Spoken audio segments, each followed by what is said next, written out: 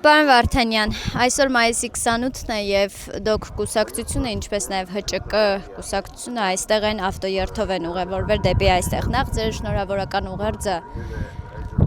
Շնորհավորում եմ մեր բանակին, շնորհավորում եմ մեր ազատամարտիկներին, շնորհավորում եմ այն մարդկանց, ովքեր ներդրում են ունեցել Հայաստանի Հանրապետության կայացման, Արցախի ազատագրման,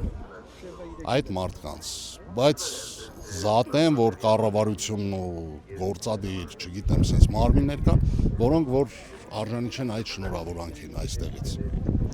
Պարոն Վարդանյան, դուք կուսակցությունը իր քարոզարշավի մեկնարկը տվեց մայիսի 9-ին, հաղթանակի օրը։ Այսօր էլ կրկին կարծես թե դուք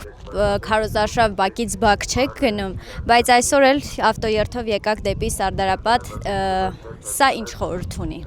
Ասեմ, մենք եթե նկատեցիք Ծիծեռնակաբերդի տարածքից եկանք Սարդարապատ, որովհետև մենք հայտարարել էինք, որ սուգը մեր համար վերջանում է։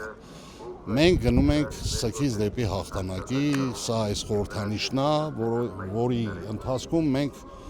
պայքարելու ենք միշտ սրանից հետո հաղթանակներ կերտենք, մենք զինվորականներ ենք, դուք կուսակցությունը, համահայկական ճակատ կուսակցությունը հիմնականում հավաքված են զինվորականներով եւ մենք այն սերունդն ենք, որոնք որ տեսել են այդ հաղթանակները։ Թեկուզ մասնակից են եղել ոմանք, դրա համար մենք միշտ հաղթանակի նվիրված միջոցառումներին ենք դուրս գալի հպարտ եւ ուզում ենք ժողովրդին ասենք, որ իրականում մենք գնում ենք հաղթանակի ժողովուրդ։ Մենք կզած դիրքից պետք է կանենք հպարտ։ Եվ նաև ինչ կարծիք ունեք, որ այսօր Հանրապետության հրապարակում տեղի է ունենում զորահանդես, որը 8 տարվա ընթացքում կամ 10 տարվա ընթացքում կազմակերպվում է առաջի անգամ, այն էլ ընտրությունների նախընտրական շեմին։ Գործող իշխանությունը հիմի ամեն կերպ պետքա դիմի ամեն ինչ որ մի մանիպուլյացիայի, որ մեկ քվե ավել տանի։ Ես այդ եմ տենում, դե շքերթ անող տղամարդը, շքերթ անող կառավարությունը, հպարտ քաղաքացիներին ոգեշնչող կառավարությունը պետքա լիներ իր տեղում, զբաղվեր բանակով նախ եւ առաջ։ Երկրորդը, այդ ընթացքում մենք չէինք ունենա Արցախի կորուստը, 44-օրյա պատերազմը եւ այդ նույն կերպով կաներ շքերթ։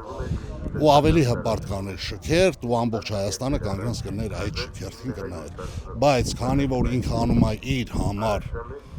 երևի վերջի շքերթն էր, վերջի ճիքերն էր, որ ինքը ուզում էր զգար այդ գերագույն գլխավոր հրամանատարի դիրքում իրան, բայց ինքը չգիտի, որ ինքը չկա, չի կարա լինի գերագույն գլխավոր հրամանատար,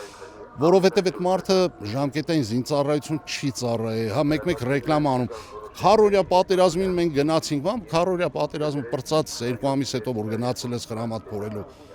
քո թմի հետ, դա չի նշանակում, որ դու ինչ-որ մի բան արել ես։ Ես սենք չգիտեմ էլի, այդ մարդու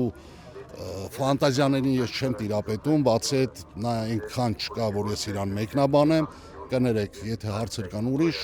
ավելի հետաքրքիր։ Խոսանք դրանից, կառավարություն, իշխանություն, ես չեմ մեկնաբանելու այսուհետ։